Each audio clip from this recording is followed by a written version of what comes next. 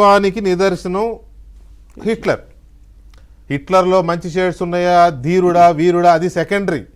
క్రూరత్వం, సామ్రాజ్యవాదం, నిరంకుశత్వం, నియంతృత్వం, ఇవే కదా. ఈ పరిస్థితుల్లో హిట్లర్ గురించి ఎందుకండి వీళ్ళు పోల్చుకోవడం? రెండు బయటలు వినిపించాం మీకు. కేసీఆర్ గారి గతంలో అన్నది వినిపించా, నిన్నగాక మొన్న రేవంత్ రెడ్డి గారు ఇంగ్లీష్లో చెప్పుకున్నది ఇచ్చాను. అవసరమా హిట్లర్ని ఆదర్శంగా చెప్పుకోవడమో, లేకపోతే ఒక పాయింట్లో హిట్లర్ ఆదర్శంగా చెప్పుకోవడం అయినా ఏదైనా మీకేమనిపించింది? వీకే గారు, మీకు ప్యానెల్లో ఉన్నటువంటి పెద్దలకి, ఏబిఎన్ ప్రేక్షకులందరికీ నమస్కారం. అసలు ఏ సందర్భంలో కూడా హిట్లర్తో పోల్చుకోవటం అనేది ఏమాత్రం సమంజసం కాదండి. అది ఏ కాంటెక్స్ట్ లో అయినా అవనివ్వండి. ఎందుకంటే హిట్లర్ అనే వ్యక్తి ఒక జెనోసైడ్ ని సృష్టించినటువంటి వ్యక్తి అండి. ఒక రేస్ మొత్తాన్ని కూడా ఎలిమినేట్ చేయాలని ప్రయత్నం చేసినటువంటి వ్యక్తి, అత్యంత క్రూరమైనటువంటి వ్యక్తి.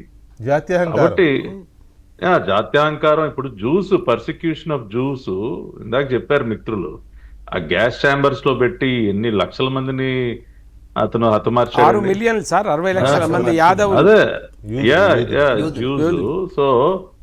సో అందుకని ఏ విధంగా కూడా అతను పోల్చుకోదగ్గ వ్యక్తి కాదు.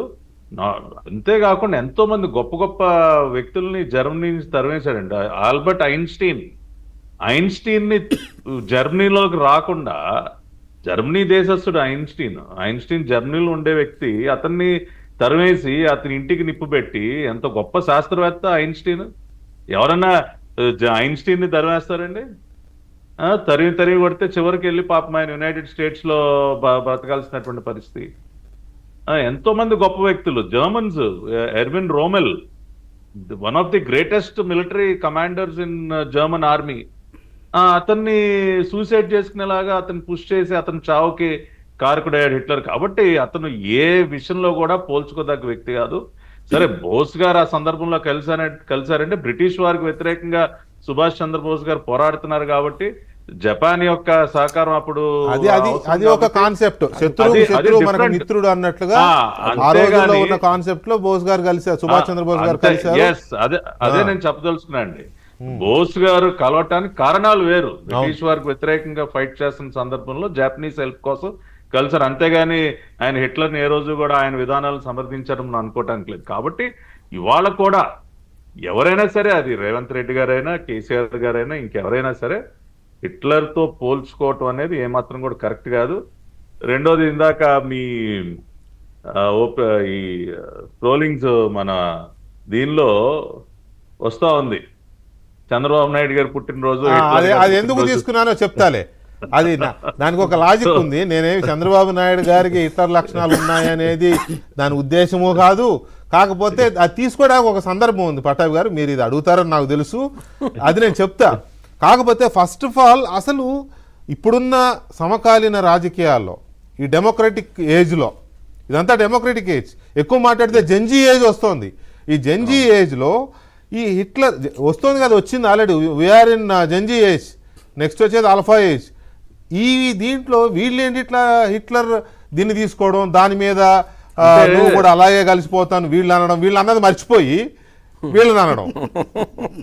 వీకే గారు, ఇప్పుడు ఏదన్నా ఒక అంశంలో నేను గట్టిగా నిలబడతాను, ఎంత కఠినంగా అయినా వ్యవహరిస్తాను ఒక మంచి కోసం అని చెప్పుకునేటటువంటి సందర్భంలో మనం హిట్లర్తో పోల్చుకోకర్లేదు. ఇప్పుడు హైడ్రా గురించి మాట్లాడుతూ ఉన్నారు తెలంగాణ రాష్ట్ర ముఖ్యమంత్రి గారు. ఒక మంచి కోసం అనుకోండి, అక్కడ చెరువులన్నింటినీ పునరుద్ధరించడం కోసం, ఎప్పుడు కూడా ముంపుకు గురేటటువంటి హైదరాబాద్ ప్రాంతంలో కొంత ఆ సమస్య నుంచి దాన్ని బయటికి తీసుకురావడం కోసం ఒక మంచి ఉద్దేశంతోనే ఆయన చేస్తూ ఉండొచ్చు, దాని మీద గట్టిగా నిలబడొచ్చు. కానీ అంత మాత్రాన హిట్లర్ తో పోల్చుకోవాల్సిన అవసరం లేదు. ఎందుకంటే హైడ్రా తెలంగాణలో, హైదరాబాద్ నగరానికి సంబంధించి హైడ్రా అద్భుతమైన రిజల్ట్స్ ఇస్తోంది అనేది గమనించారు. కాబట్టి అలాంటి వ్యవస్థని ఏపీలో కూడా ఏర్పాటు చేయాలని మీ ప్రభుత్వం ఆలోచించింది స్టార్టింగ్ లో. దానికి సంబంధించి తర్వాత అది ఎందుకు ఆగిందనేది సెకండరీ.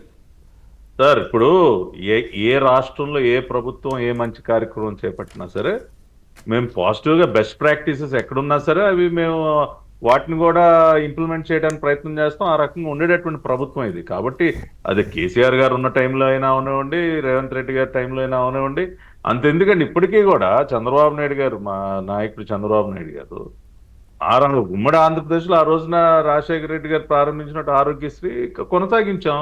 అనేక సందర్భాల్లో చెప్పారు అది. ఇప్పుడు కాబట్టి ఉచిత బస్సు మహిళలకు తెలంగాణ నుంచి తీసుకుందే కదా. మంచిది చెప్పాలి. బాగుంటే అందుకని తీసుకోవచ్చు, తప్పు. బెస్ట్ ప్రాక్టీసెస్ ఎక్కడున్నా సరే వాటిని అడాప్ట్ చేసుకోవటంలో తప్పు లేదు.